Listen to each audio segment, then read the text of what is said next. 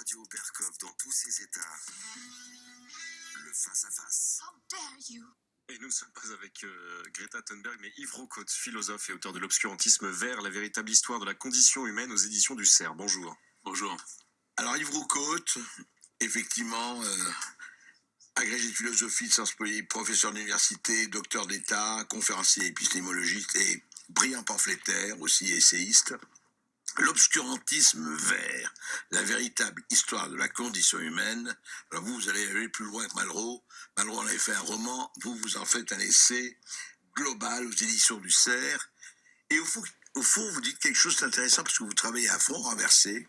C'est qu'on a entendu, et on comprend les écologistes, on a dit le How dare you de Greta Thunberg, mais au-delà de ça, oui, l'homme est en train de tuer la nature, l'homme est en train de tuer la terre, il faut sauver la terre, et tout, on entend depuis 50 ans, 60 ans ça, bon, très bien, et vous vous dites, attention, très bien, mais l'humain, on disait, et Dieu dans tout cela, vous dites, et l'humain dans tout cela, il ne faut quand même pas jeter les bébés, et les hommes, et les femmes avec l'eau du bain écologiste.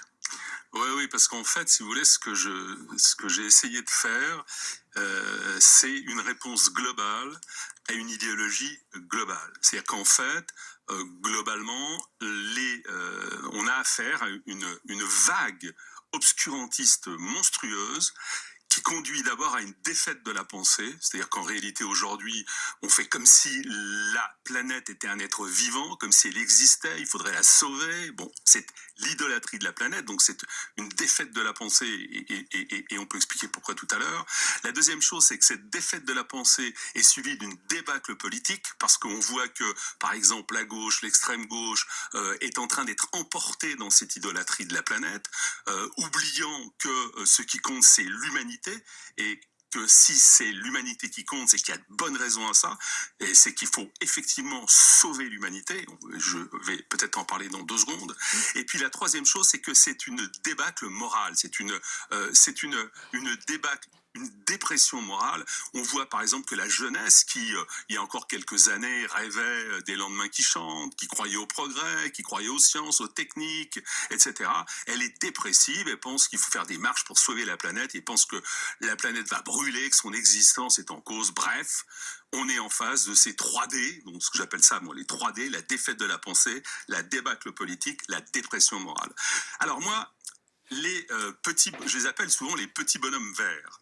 Pourquoi je les appelle les petits bonhommes verts? Parce qu'à l'évidence, ces écologistes-là, vous allez voir que moi je suis un écologiste, mais je n'ai rien à voir avec ce monde-là. Ces écologistes-là, ils parlent d'une planète qui n'est pas la nôtre. Tout simplement. Ils parlent d'une espèce humaine, imaginaire, oui, que je n'ai jamais rencontrée. Je ne sais pas où ils l'ont rencontrée, donc ils viennent probablement d'ailleurs, mais en tout cas, pas de notre planète. Sur notre planète bleue, qui n'est pas verte, qui est bleue, sur notre planète bleue, la situation, la condition humaine est malheureusement pas celle d'une harmonie avec la nature. Parce que l'harmonie de la nature, ça n'existe pas. Ça n'a jamais existé. Il faut bien comprendre que notre planète, et encore une fois, je ne connais pas la planète des petits bonhommes verts, mais sur la mienne de planète, qui est née il y a 4,45 milliards d'années, il n'y a jamais eu d'harmonie. Il faut comprendre que déjà, de 4,45 milliards d'années à ce qu'on appelle l'AD1, jusqu'à 3,7 milliards d'années, eh bien, la Terre est en feu. La Terre, c'est une sorte de boule de feu avec des températures de plusieurs milliards, voilà, avec des températures de plusieurs milliers et puis qui vont jusqu'à 350 degrés à la fin de cette période-là. La seconde période, qui va jusqu'à 2,5 milliards d'années, la planète a la 85 degrés Celsius en moyenne de température. Vous voyez, dans la série « Il n'a jamais fait plus chaud qu'aujourd'hui », on rigole un petit peu. Dans la période qui suit après, et c'est très important pour nous de le comprendre, dans la période qui suit après, on voit naître des premiers organismes vivants. Et cette période-là, pour aller très vite, on a tendance à considérer qu'elle va jusqu'à 545 millions d'années. Donc de 2,5 millions à 545 millions d'années. Cette période-là, elle est très intéressante pour nous. Pourquoi? Parce que la planète montre son vrai visage, j'ai envie de dire, si on peut parler ainsi, d'un amas de terre. Je rappelle que c'est un amas de molécules et c'est un amas de terre. C'est que nous avons des séries de glaciation et de réchauffement. La planète, elle est tantôt serre, tantôt glaciaire.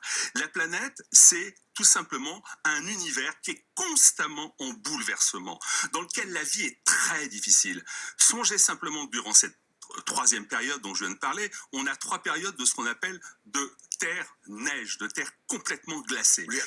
Toute la planète Toute la planète est une boule de neige, et il y a 99% des espèces vivantes qui sont là, qui sont exterminées sur la planète. 99%. Ça, c'est jusqu'à quand là, alors, à peu près.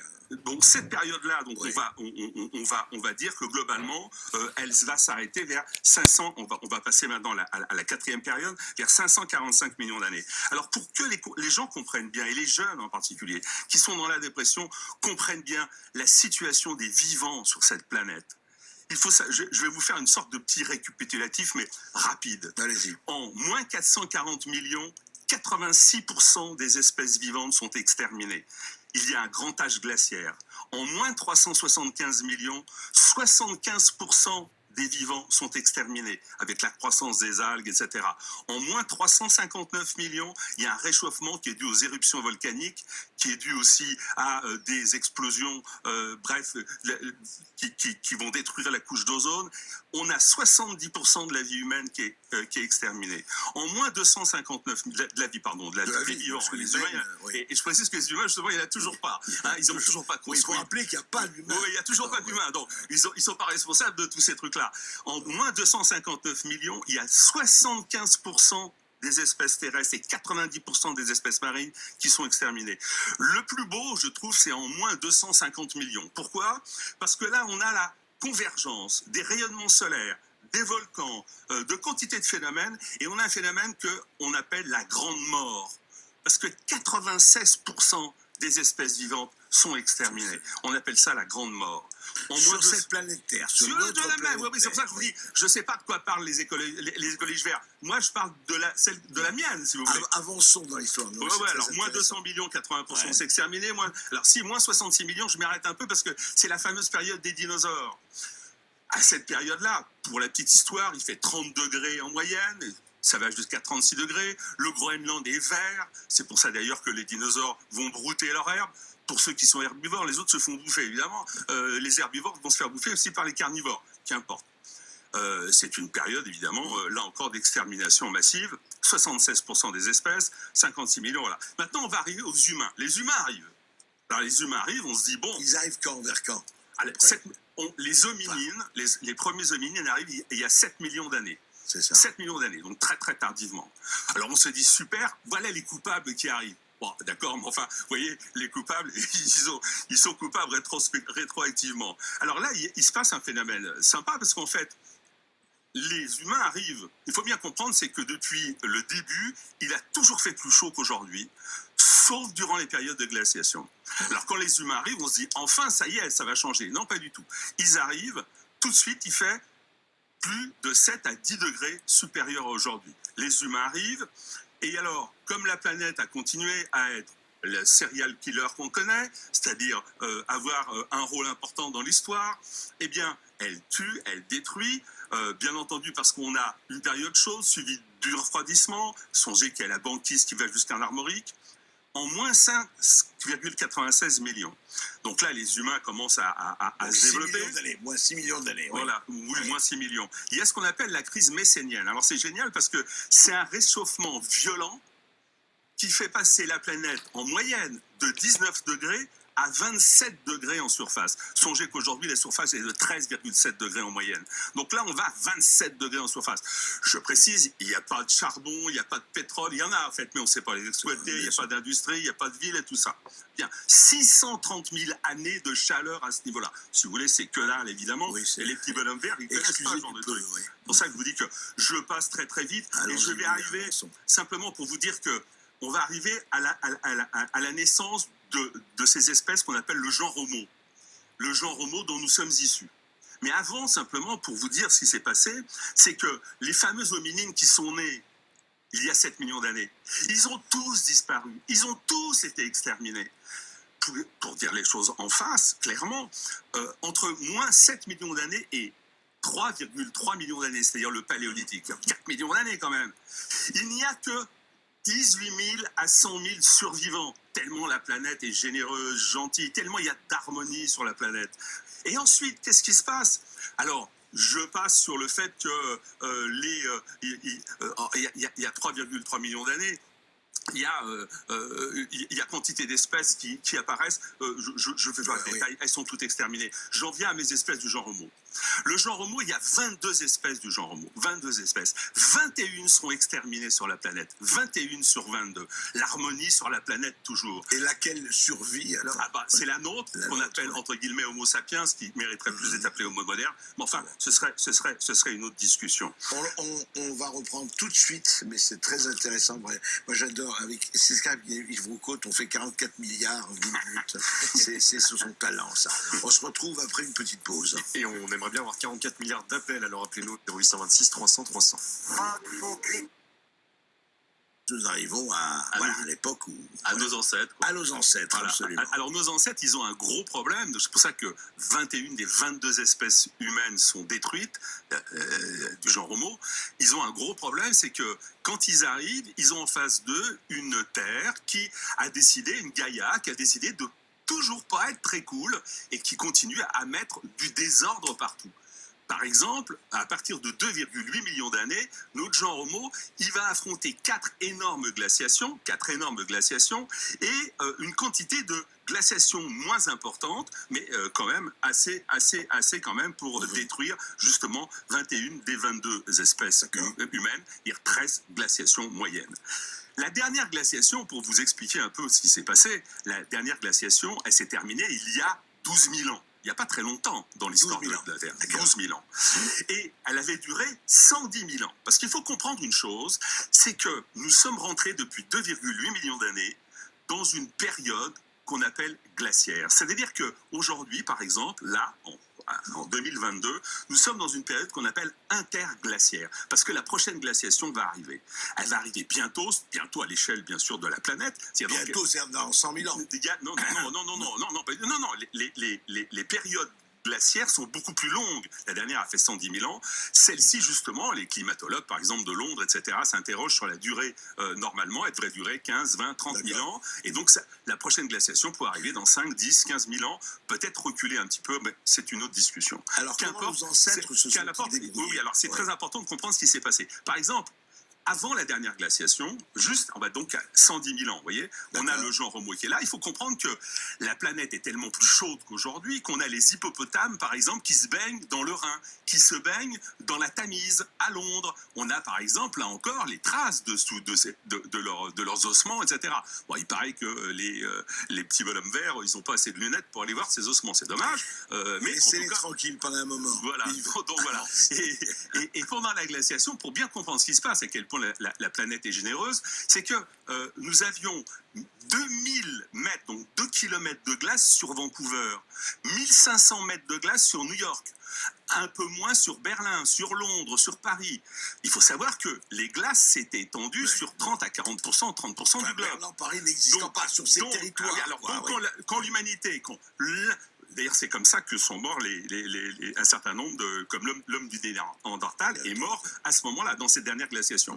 Donc, a survécu une partie de ce genre Homo, qu'on appelle donc parfois l'Homo sapiens.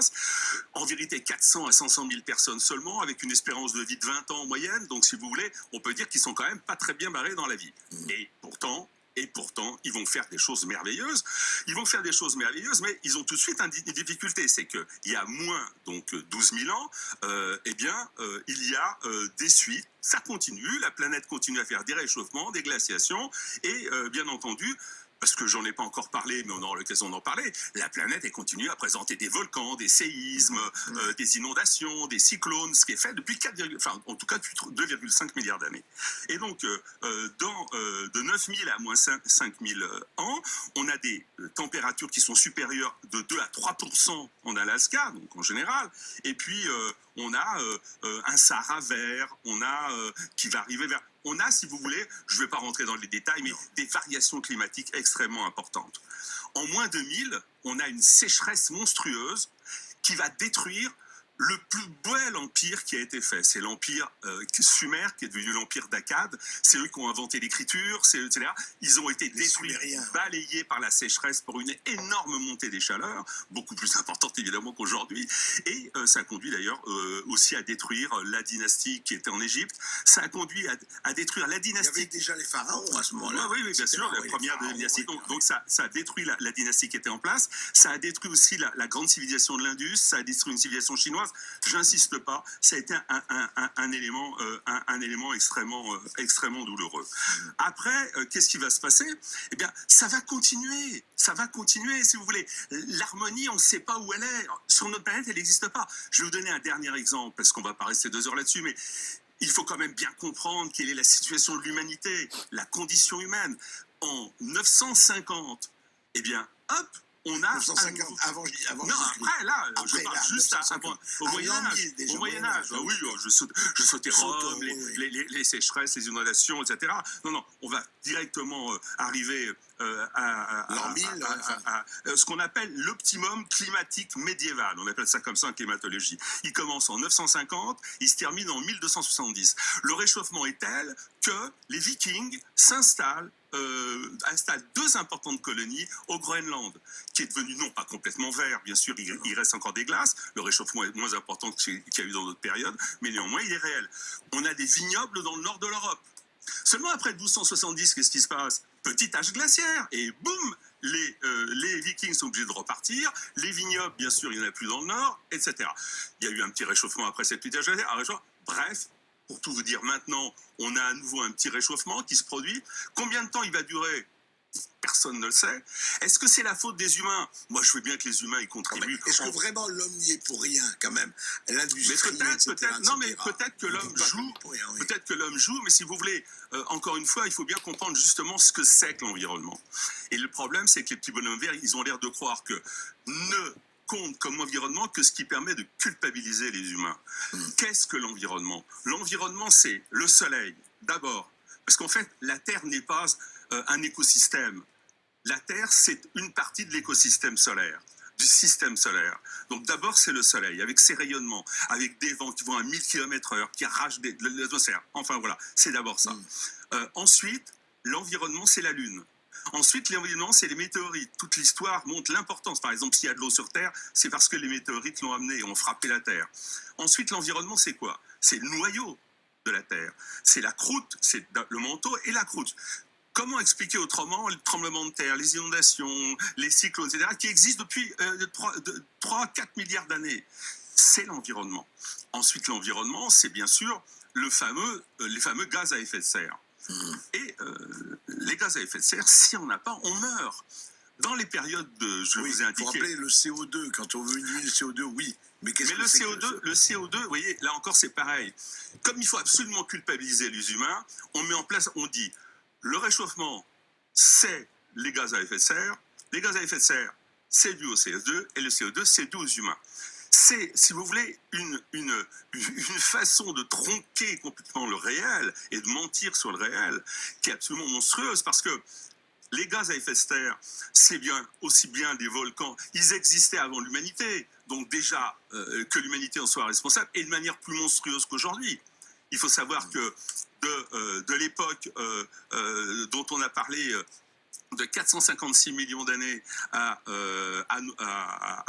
la dernière glaciation, la moyenne de gaz à effet de serre est 10 fois plus développée qu'aujourd'hui, 10 fois plus importante qu'aujourd'hui. Alors, et là, il n'y a pas d'humain. Enfin, en plus, non, il n'y a pas d'humain. Pour dire les choses comme ça, la moyenne, et ça varie de moins 545 millions d'années à 10 000 ans, ça varie de 3000 à 7000 ppm. Alors, les ppm, c'est partie par million dans l'air. Aujourd'hui, les ppm, il y en a 415. C'est-à-dire 15 fois moins que pendant 400 000 ans. D'accord? Alors, simplement, un dernier élément pour bien comprendre ce qui se passe, c'est que l'humanité, les gaz à effet de serre, lorsqu'on a parlé tout à l'heure des trois phases de glaciation totale, il n'y avait plus de gaz à effet de serre, parce que le gaz à effet de serre, il fait ce qu'on appelle une couverture chauffante. Il ne fait pas qu'une couverture chauffante. Il empêche les rayons gamma et X du soleil de venir détruire la vie sur Terre. Donc il nous protège. Et ces gaz à effet de serre, le CO2 n'en est qu'une petite partie. Pendant toute une partie de l'histoire, d'ailleurs une infime partie. Depuis 540 millions d'années, plus grosse partie. La principale cause de l'effet de serre, c'est la vapeur d'eau. La vapeur d'eau, c'est 60% du gaz à effet de serre, jusqu'à 80% quand il y a des volcans, etc. Donc si vous voulez, et l'humanité, quelle est la responsabilité de l'humanité dans la production de CO2 ? Franchement, peut-être, oui. Ça existe. Mais bien sûr, on bien sûr. On va continuer à en parler avec les auditeurs du Sud Radio et avec vous, Yves Rocotte. Et je crois que vous remettez un certain nombre de pendules millénaires à l'heure. Et comme nous n'allons pas vous demander votre émission de CO2 individuelle, vous pouvez nous appeler au 0826 300 300. Le parfum Terre de France, 100% des bénéfices au service de notre pays, présente... Ici Sud Radio. Les Français parlent au français. Je n'aime pas la blanquette de veau. Je n'aime pas la blanquette de veau. Sud Radio Berkov dans tous ses états. Et on prend vos appels avec Valérie qui commence et qui nous appelle de l'Hérault. Bonjour Valérie. Bonjour Valérie. Bonjour messieurs. Je voulais vous remercier parce que je suis moi-même maman de 2 enfants de 19 et 21 ans qui font partie de cette génération d'ados et maintenant d'étudiants à qui on a volé quand même beaucoup de leur insouciance, quoi. C'est clair. Donc très sincèrement, je vous remercie d'apporter cet autre regard sur les événements que vit notre planète. Et j'étais quand même très étonnée des forts pourcentages en fait que vous donnez sur les disparitions d'espèces au cours de ces millénaires. Et du coup, ma question est simple, elle est la suivante, c'est comment ces données sont-elles construites en fait ? Comment peut-on avoir une telle estimation ? En fait, elles sont construites, oui, bonjour. Elles sont construites en fait à partir d'études, notamment sur les sites archéologiques, où on utilise des procédés, j'ai envie de dire chimiques, voilà, pour dater ce qui s'est passé, et aussi pour essayer de comprendre un peu ce qui s'est passé. Par exemple, on a découvert par exemple dans un site le fameux ossement de Salam, c'est un bébé en fait, qui est mort il y a 3,3 millions d'années, et mais un bébé quoi, un hominide, un bébé, il est mort. C'est pas animal, il n'y avait pas de mini. Non, c'est un humain qui est mort, un hominide. Et en fait, c'était un humain en fait, puisque et Salam est mort d'une inondation, par exemple, dans la série. Voilà, l'humanité n'est pas responsable forcément de l'inondation. Il en est mort. En tout cas, c'est pas une industrialisation.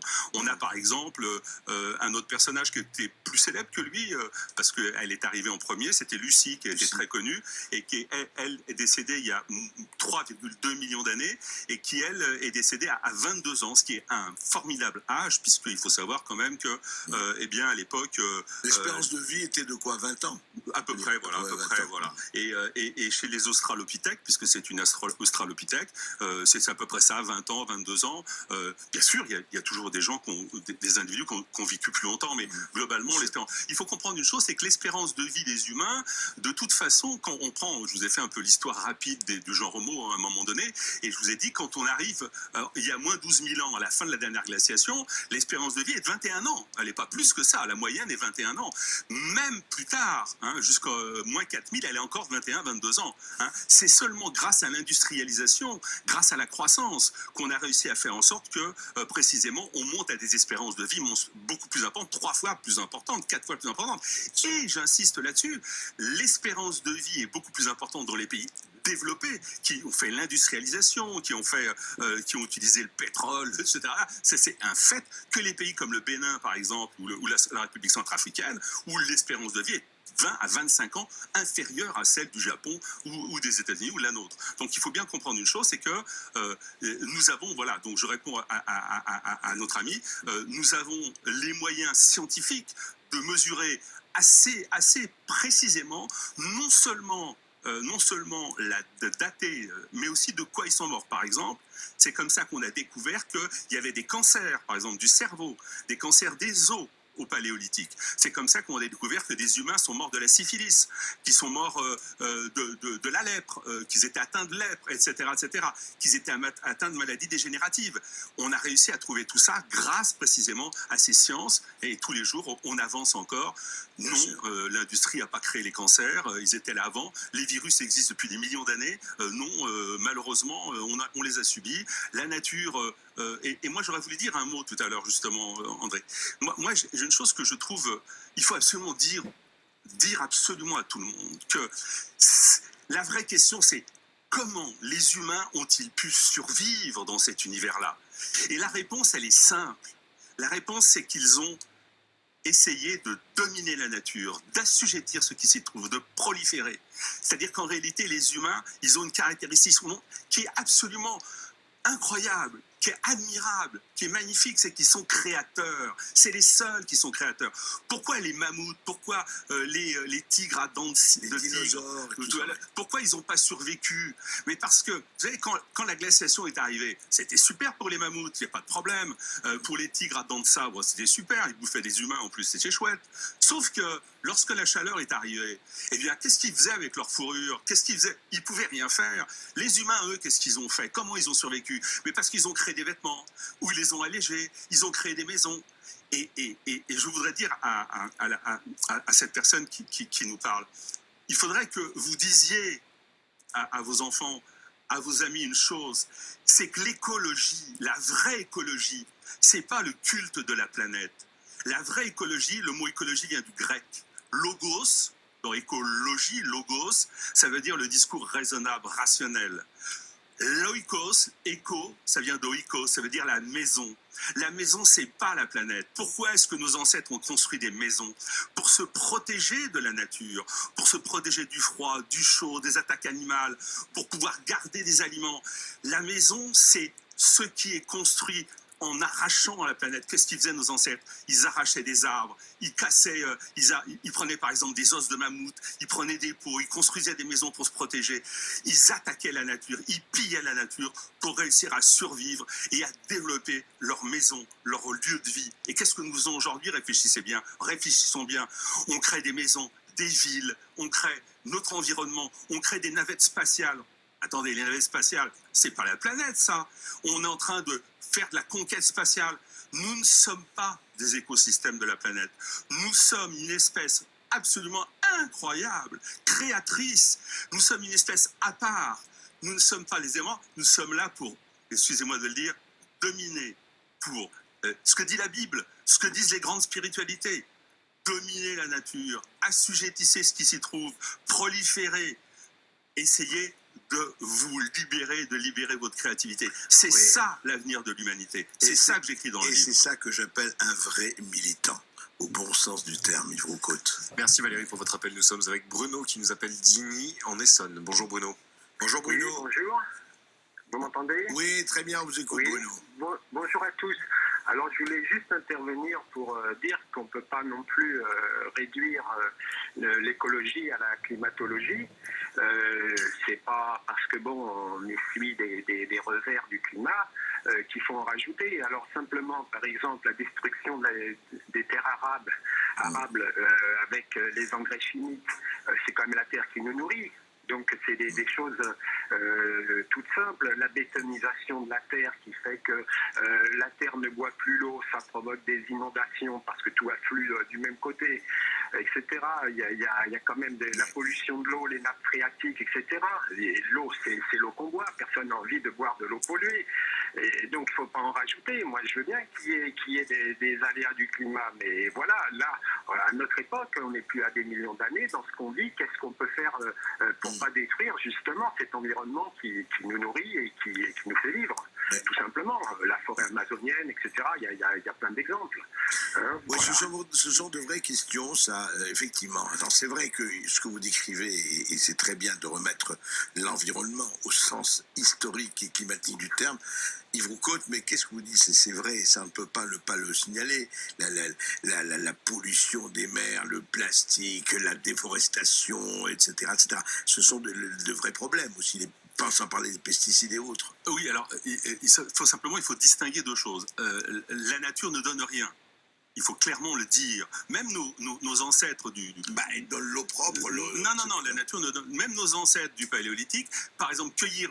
Si vous restez en bas d'un pommier, la pomme ne tombe pas dans votre main. Il faut aller la cueillir, il faut aller la prendre. Les poissons, dans l'eau, il faut aller les chercher. Les animaux, il faut aller les chasser. Nos ancêtres n'étaient pas simplement... Nos ancêtres n'étaient pas simplement cueilleurs, d'ailleurs, ils étaient aussi charognards. Ils allaient bouffer les charognes aussi. Ils étaient bien obligés parce qu'il fallait qu'ils survivent. Alors ça, c'est le premier élément. Il a raison, notre ami. Il a totalement raison. Oui, Nous sommes aussi, si vous voulez, le problème de l'humanité, c'est qu'elle n'a pas le choix. Nous sommes aussi prédateurs, c'est ça que vous voulez dire, soyons clairs. L'humanité n'a pas le choix. C'est-à-dire, si vous voulez, par exemple, vous prenez de la déforestation, ça a sauvé l'humanité, la déforestation. Par exemple, la France, la puissance de la France vient de sa déforestation. C'est pour ça qu'on a créé des terres agricoles, etc. À la place des forêts. Est-ce que Pointe Non, mais attendez, oui, soyons d'accord. Oui. Je ne suis pas en train tout ça est vrai. La pollution est une réalité. Sauf que la solution, c'est dans la croissance et dans les sciences. Je vous donne un seul exemple. Le CO2. Le CO2, c'est soi-disant une molécule maléfique. Qu'est-ce que font les sciences aujourd'hui? Le CO2 n'est pas une molécule maléfique. Le CO2, c'est du carbone, un atome de carbone et 2 atomes d'oxygène. Qu'est-ce que font les sciences? Par exemple, les grands laboratoires de la Caltech en Californie, les laboratoires de l'Université de Floride. Eh bien, elles créent des systèmes pour casser la molécule et transformer le CO2 en oxygène et en méthane, pour transformer le CO2 en oxygène et en d'autres énergies. Et on le fait maintenant massivement, il faut le comprendre, avec des catalyses, etc. Donc, vous voyez, on a créé, je suis d'accord, on crée des problèmes, sauf que la solution des problèmes, c'est pas de revenir en arrière. C'est pour ça que moi, je suis pour l'écologie positive, pas punitive. Moi, je suis pour l'écologie du côté des sciences, des technologies. Je vous donne un deuxième exemple. L'énergie, elle est inépuisable, l'énergie. On n'arrête pas de nous vendre l'idée que l'énergie est finie, etc. Elle est inépuisable. Pourquoi? Parce qu'en réalité, nous savons... Moi, je suis un élève de Max Planck, l'inventeur de la théorie des quantas. La vérité, c'est que nous savons que tout est énergie. Tout est quarks et leptons. Oui, et le seul problème, c'est comment la prendre. Et nous avons une science géniale, une technologie. La fusion, on parle de la fusion. Nous avons une technologie fantastique, ça s'appelle les nanotechnologies. Les nanotechnologies, elles partent des atomes pour construire des nouveaux instruments. Par exemple, le graphène, qui est 10 fois plus solide que l'acier, à partir du carbone d'ailleurs, pour construire par exemple, pour aider par exemple la prise de l'énergie solaire, etc., etc. Donc, pour dépolluer les océans, etc. Donc, si vous voulez, oui, il a raison. Oui, vous voulez dire, il y a la pollution, il y a tout cela, mais on les combattra avec les armes de la technologie. Je vais être encore plus dur que ça. La pollution a été nécessaire. Parce que l'humanité n'aurait pas pu vivre sans le charbon, sans le pétrole, sans la déforestation. Elle serait morte. Oui, mais maintenant, on n'est plus là. Et voilà, exactement.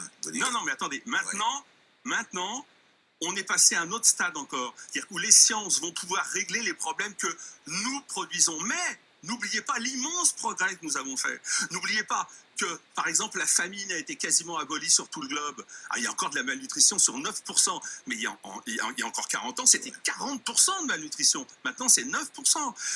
Le niveau de vie des humains est passé de 1,9 $ pour 40% de la population il y a 20 ans, aujourd'hui à 10 fois plus, 20 fois plus. Ce que je voudrais vous dire, c'est que il a raison. Nous devons toujours avoir un souci, mais c'est pas de préserver la planète, notre souci. Notre souci, c'est de préserver l'humanité. Parce que moi, les modes de terre, je m'en bats l'œil, très franchement. Moi, ce qui m'intéresse, je combats les pollutions parce que les pollutions, c'est mauvais pour l'humanité. C'est ça qui m'intéresse. C'est l'humanité qui est votre souci principal. Moi, c'est mon seul souci. Et vous n'êtes pas le seul. Et d'où le sous-titre de votre livre, La véritable histoire de la condition humaine. Vous continuez à nous appeler au 0826 300 300. Besoin de services d'impression 3D? Obtenez un devis instantané sur sométrie.eu. Ici Sud Radio.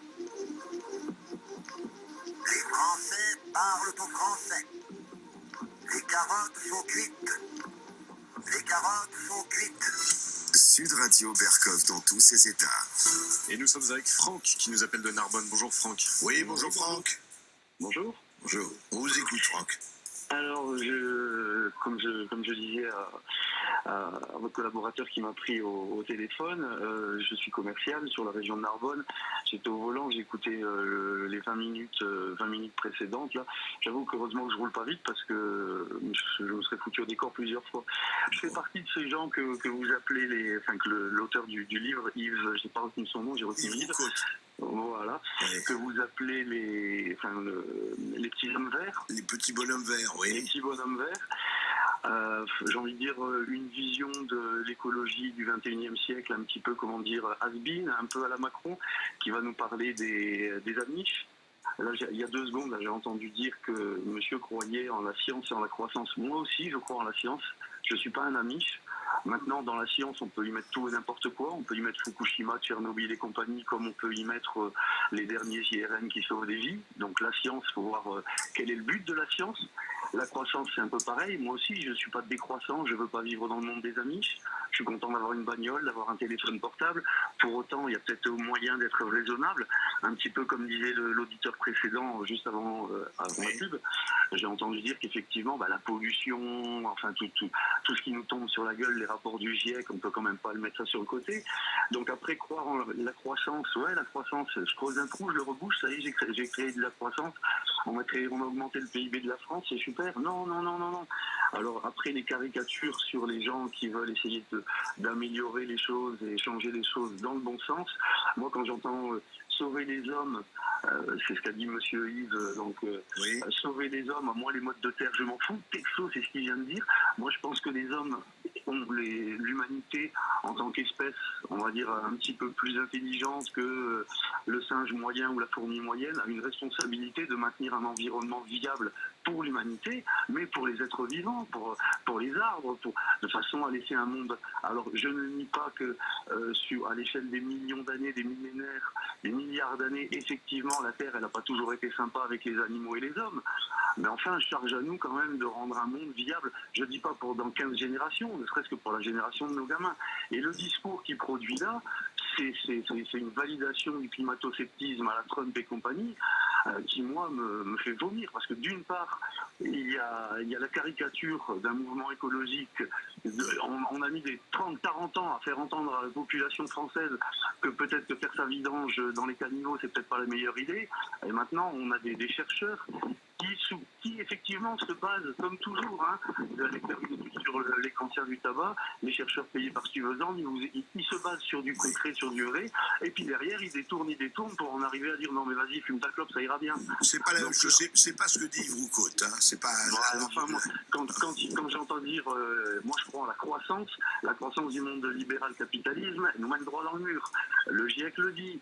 Quand j'entends dire, moi ce qui m'intéresse c'est l'humanité, c'est pas les modes de terre. Je suis désolé, moi les modes de terre ça m'intéresse parce que dans les modes de terre il y a des fourmis et les fourmis c'est ce qui est bouffé par un plus gros prédateur qui est bouffé par un plus gros qui est bouffé par un plus gros. Non mais Franck c'est bien, vous avez réagi comme vous le sentez, mais c'est vrai que ça pose, c'est la grande discussion, la grande question. Yves Roucault, j'aimerais qu'il vous réponde. Oui, alors juste une dernière chose. Oui, allez-y rapidement parce on arrive en fin d'émission, donc on a beaucoup de monde qui nous appelle. Hein, sur le côté politique de l'extrême gauche, allez-y mollo, parce que c'est pas la politique, l'écologie de droite, c'est du jardinage. Donc avant de taper sur ceux qui essayent de faire avancer les choses, mollo.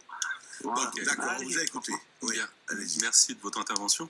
Je suis absolument en désaccord total avec vous, parce qu'en réalité, visiblement, vous caricaturez ceux qui ne sont pas pour l'idolâtrie de la Terre.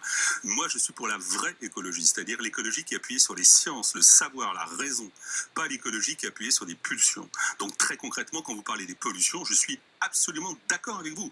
Justement, sauf que la solution, c'est pas d'arrêter les voitures, par exemple, mais c'est de construire des voitures électriques. Et la solution ensuite, c'est de construire des voitures volantes. C'est pas d'arrêter la voiture sous prétexte, par exemple, dans les villes, etc. C'est ça. C'est justement aller de l'avant. C'est avancer. C'est ça mon point de vue à moi. Et c'est le point de vue de l'écologie positive. Je rappelle que oikos, ça vient de maison, ça vient pas de planète. Quant aux modes de terre, j'en ai vraiment rien à battre. Parce que tout simplement, les modes de terre, pour moi, sont des éléments premiers que l'humanité peut utiliser et transformer parce que c'est de l'énergie. Voilà. Alors, il y a du vivant dans les modes de terre. Je suis bien d'accord, il y a des fourmis, etc. Mais pour moi, les fourmis, ça vaut pas les humains. Donc, concrètement, par exemple, si je veux bâtir une maison, je vais peut-être détruire en effet la fourmilière. Ça m'est absolument égal.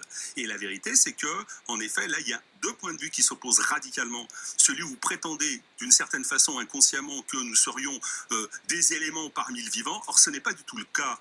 Vous comparez en effet les autres vivants à l'humanité, et ça, c'est faux parce que il n'y a aucun autre vivant, même pas les singes les plus développés, qui créent leur environnement. Ils changent, ils créent, de temps en temps, ils prennent un bâton, et puis après, ils le jettent, etc. Nous, depuis 7 millions d'années, les humains, ils ont cette particularité, ils créent des outils, ils transforment l'environnement, ils créent à partir de ce qui est, ils transforment le monde et ils l'humanisent. Et ça, je suis pour. Et contrairement à ce que vous prétendez, en m'opposant à l'idolâtrie de la Terre, je ne m'oppose pas du tout au fait de lutter contre les pollutions, contre les cigarettes qui traîneraient sur les plages ou je ne sais quoi encore. Au contraire, moi, je sais, c'est le savoir qu'il y a des solutions scientifiques à tous les problèmes que vous évoquez. Et il y a des solutions scientifiques, par exemple, les volcans. Eh bien, on a des volcanologues. Aujourd'hui, par exemple, les volcans, le Merapi avait tué des centaines de personnes il y a une vingtaine d'années. La dernière explosion du Merapi, zéro mort. Pourquoi? Parce qu'on a pu prévoir avant, grâce aux sciences, le volcan. Sur les séismes, on essaye de la même façon de faire les avancées qu'il faut. Sur les maladies, les cancers, etc., de la même façon. Mais ça, vous savez, les biotechnologies, parce que vous parliez tout à l'heure, les biotechnologies contre les pollutions, ça coûte beaucoup d'argent. Et ça veut dire, et les biotechnologies contre les cancers, contre les maladies génétiques, je pense par exemple au CRISPR-Cas9, j'ai fait une conférence il n'y a pas très longtemps sur le CRISPR-Cas9, qui permet justement d'aller d'aller jusque dans les gènes pour réparer les gènes, etc. Ça coûte des milliards. Alors, on a besoin de la croissance. L'humanité, elle se trompe parfois, vous avez raison, c'est vrai qu'elle se trompe. So what? L'humanité, elle se trompe, c'est normal. Parce que Aristote disait une chose très vraie, tout ce que nous pouvons faire, et j'en parle énormément dans mon livre d'Aristote, parce que je suis aussi un élève d'Aristote, Max Planck, l'humanité essaye de faire le meilleur possible. On n'a pas de recette de cuisine, mais quand je vois des maires de Grenoble, de Lyon, de Strasbourg, etc., qui veulent interdire le foie gras, qui veulent interdire les sapins de Noël, etc., au nom de je ne sais quelle planète, je dis stop. Je dis non, c'est pas de l'écologie. La vraie écologie, c'est l'humanité d'accord, l'humanité d'abord. C'est mon point de vue.